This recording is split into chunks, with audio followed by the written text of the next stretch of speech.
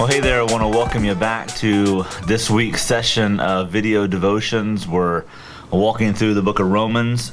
Chapter 10 is where we're at, and we'll look at the last part of that today, a few verses there in the last part of that chapter. And every one of us operates with a certain set of truth claims that we believe in. And then many of them are universal all across the globe that we realize.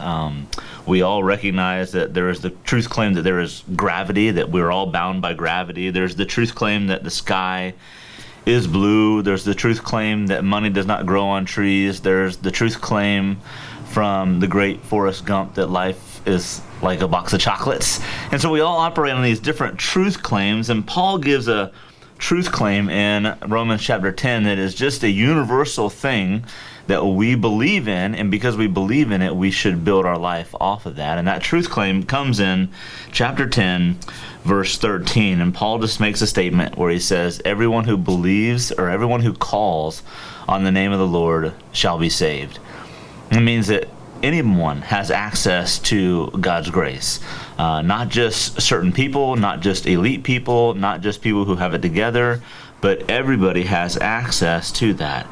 Not by our own good deeds do we get saved, not because of any strength that we have we get saved. No, it's only through Jesus that we can be saved. And so Paul begins this section with that truth claim that everyone who calls on the name of the Lord shall be saved. And then after that, he gives a series of 4 questions for us to consider. And so in chapter 10, verse 13, let me read that again. Paul says, everyone who calls on the name of the Lord will be saved. And then he asks these questions. Verse 14, how then can they call on the one they have not believed in? And how can they believe in the one of whom they have not heard? And how can they hear without someone preaching to them? And how can they preach unless they are sent? As it is written, how beautiful are the feet of those who bring good news. So let me just paraphrase those questions again. Paul says, how can people call on someone if they've never believed in that one person? And then he asks, how can people believe in that one person, if they've never even heard about that person? And how can people hear about Jesus if no one goes and preaches or no one goes and teaches? And then he concludes with the question, how can someone go and preach and teach unless they are trained, unless they are sent into the world to do so? And so as we look at those 4 questions, I believe some questions we should ask ourselves. One is, do I realize the need that people have for Jesus? I mean, is that something that we are aware of? Is that something you're aware of? That as you look around the landscape of our community and our world, do we realize the need that is there? The second question is, do you fully believe that Jesus is the solution to the world's problems? Do you really believe that? And if you believe that, if you fully believe that Jesus is the solution, what are you doing about that?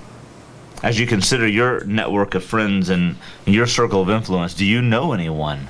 Do you know anyone that has not yet called on the name of the Lord? They have not called out to Jesus. And if you know those people, if you know several of those people, what are you doing about that?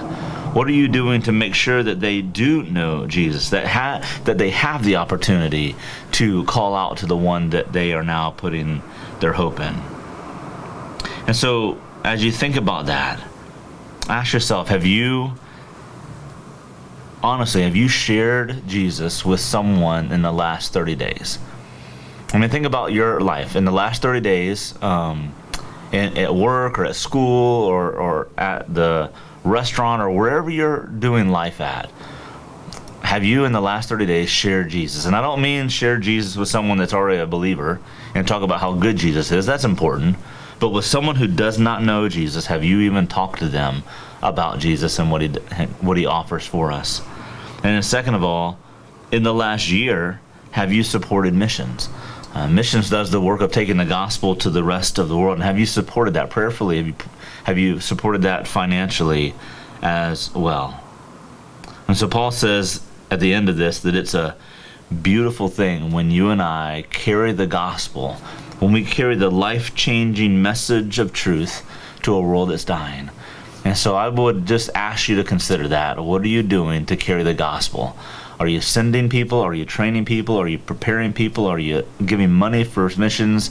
Are you actually talking to people about the life-changing message of Jesus? Because it's a beautiful thing when we carry out God's command. Look forward to seeing you next week.